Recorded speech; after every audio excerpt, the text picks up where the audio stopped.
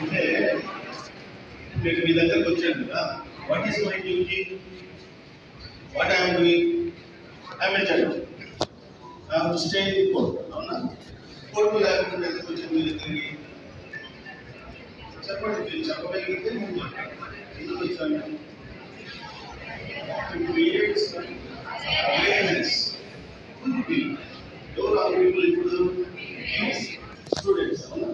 ఎందుకు awareness create చేయాలా మేము? ఎందుకు జడ్జిలు కూర్చొని జడ్జిమెంట్ చెప్పుకోవాలి కదా, ఆర్డర్లు చెప్పుకోవాలి కదా, అవునా కదా? ఎందుకు క్రియేట్ చేయాలా? చెప్పండి. You have to know.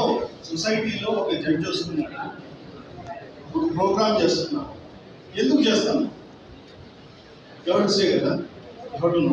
దానిపైన కూడా అవేర్నెస్ చెప్పండి. ఇంట్లో ఎందుకు వస్తున్నాం? నేను జడ్జిగా అక్కడ కూర్చోవచ్చు కదా, ఎందుకు వస్తున్నాం? What is my designation? Sir నేను చెప్పాను, నా డిజిగ్నేషన్ సీనియర్ సివిల్ జడ్జిగా secretary, district legal services authority, Kadapa. అవునా? అదే నేను జడ్జిగా ఉన్నాను కూడా. ఇప్పుడు నేను చేస్తాను post secretary, district legal services authority. అంటే నేను ఐఎమ్ డూయింగ్ లీగల్ సర్వీసెస్. ఆ అథారిటీకి రిప్రజెంటేటివ్ గా వచ్చాను కాబట్టి it's my bounded duty to create the awareness among you the people. అవునా? సీరియస్ అయింది కదా, ఇంతసేపు మాట్లాడుతున్నాను. సీరియస్ కాండి, ఎందుకంటే you will not get the opportunity to hear any judge. అవునా? జడ్జిలు వినే ఛాన్స్ వస్తుందా మీకు? రాదు కదా. రాను ఒక్కసారి వినండి దయచేసి.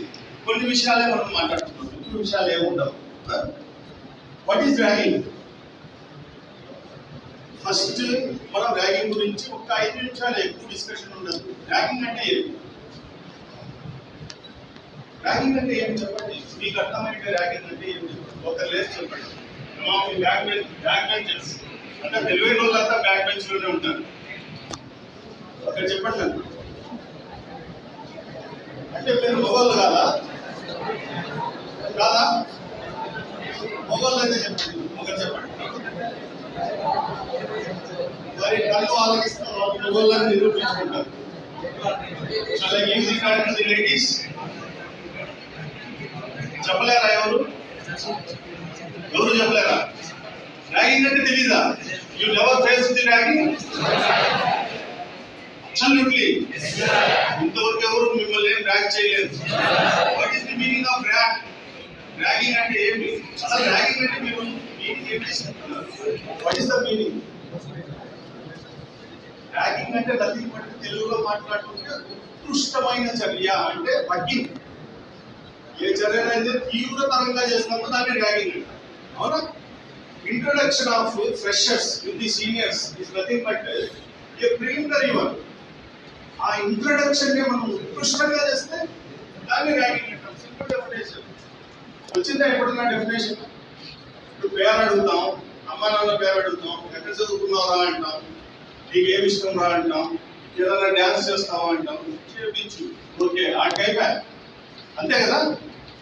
3 Idiots లో మాదిరిగా కరెంటు బయట పెట్టి పాస్ పోయి ఉండడం ర్యాగింగ్. ఉత్కృష్టం. అదైతే నవ్వుతారు. మీరు మొగోళ్ళు కాదు కాబట్టి నవ్వే అధికారం కూడా లేదు. మొగోళ్ళు అయితే చెప్పేవాళ్ళు కదా, చిన్న విషయం కదా. అవునా కదా? దీనికి the prohibition of ragging act వచ్చింది. ఈ యాక్ట్ ప్రకారం ర్యాగింగ్ అంటే మీనింగ్ ఏమంటే, ఎవరైనా సరే తమ చేతుల ద్వారా కానీ, తాము మాట్లాడే మాటల ద్వారా కానీ, తాము రాసే రాత ద్వారా కానీ ఎదుటి స్టూడెంట్ని, ఫ్రెషర్ని, లేకపోతే ఎదుటి స్టూడెంట్ని ఎవరికైనా సరే మానసిక క్షోభ కలిగించే విధంగా చేస్తే కనుక దాన్ని ర్యాగింగ్. అదొక ఎండ్. ఇంకో ఎండ్ ఏమంటే, ఒక ఫ్రెషర్ స్టూడెంట్ ఏ పని అయితే చేయకూడదు అది చేయించడం కూడా ర్యాగింగ్. అవునా? ఈ ర్యాగింగ్ ఎక్కడెక్కడ చేస్తాం? మామూలుగా సాధారణంగా మనం కాలేజ్ లోపల చేస్తాం, కాలేజ్ క్యాంపస్ లో చేస్తాం, కాలేజ్ బయట కూడా చేస్తాం. అవునా? ఇది ఎక్కడ చేసినా కూడా శిక్ష పుడుతుంది, శిక్ష ఉంది. ఈ శిక్ష నుంచి తప్పించుకోవాలంటే ఏం చేయాలి? మనం ర్యాగింగ్ కి ఇంట్రొడక్షన్ కి డిఫరెన్సియేషన్ తెలుసుకోవాలి. Introduction shall be there. అవునా కదా? మన దగ్గరకు వచ్చే జూనియర్, మన తమ్ముడు, మన చెల్లెలు ఎవరు తెలుసుకోవాల్సిన బాధ్యత మనకు లేదు. మనకు ఉంది కదా, మన సిస్టర్ ఎవరు వస్తున్నారు, మన బ్రదర్ ఎవరు వస్తున్నారు తెలుసుకోవాలి. But it shall be with in the limitation. If it cross the limitations it amounts to ragging which is prohibited by law. చట్టం ద్వారా ప్రొహిబిట్ చేయబడింది కాబట్టి ర్యాగింగ్ అనే దాన్ని మీరు అవగాహన చేసుకోవాలి. దేన్ని ర్యాగింగ్ అంటారు, దేన్ని పరిచయం చేసుకోవడం అంటారు. ఇప్పుడు అదేమైంది కాలేజీల్లో, ఎందుకు కాలేజీలు అంత సీరియస్ గా తీసుకుంటున్నాయి? ఒకవేళ ర్యాగింగ్ అనేది జరిగినా యాజమాన్యం ఎక్కువ శాతం దాచిపెట్టాలని ట్రై చేస్తుంది. ఎందుకు? బికాస్ ఒక కాలేజీలో ర్యాగింగ్ జరుగుతుంది అంటే ఆ కాలేజ్ రెప్యుటేషన్ కూడా తగ్గుతుంది. దానికోసం వాళ్ళు కూడా భయపడతారు. అవునా? అంటే ఇప్పుడు ర్యాగింగ్ చేసే వాళ్ళకి ఏముంటుంది, శిక్ష ఏముంటుంది చెప్పండి. Section 4 of the prohibition act, prohibition of ragging act ప్రకారం 2 years జైలు ఉంటుంది. 2 years జైలు పోయి మనం రెడీ ఉంటామా? ఉన్నాం కదా. లేదా 10,000 ఫైన్, ₹10,000 ఫైన్ ఆర్ బోత్. ఒకవేళ ఈ ర్యాగింగ్ జరిగింది, ఎవరికి కంప్లైంట్ ఇస్తాము? ర్యాగింగ్ జరిగిందని పోలీస్కి ఇస్తామా? కాదు, కాలేజ్ ప్రిన్సిపల్ కి ఇస్తాం కంప్లైంట్. ఎవరికి ఇస్తాం కంప్లైంట్? సో ప్లేస్ లో ర్యాగింగ్ జరిగింది అని చెప్పి ఎవరికి ఇస్తాము? డీటెయిల్స్ రాసి ఎవరు ర్యాగింగ్ చేశారు, ఏ విధంగా చేశారు, ఎప్పుడు చేశారు, ఎక్కడ చేశారు, ఈ ఇన్ఫర్మేషన్ తో ఎవరికి ఇస్తాము? ప్రిన్సిపల్ గారికి ఇస్తాం. ప్రిన్సిపల్ గారు చర్య తీసుకోవాలి. ఆయన ఏమేమి చేయొచ్చు? ఫస్ట్ ర్యాగింగ్ జరిగిందా లేదా నిజం తెలుసుకుంటారు.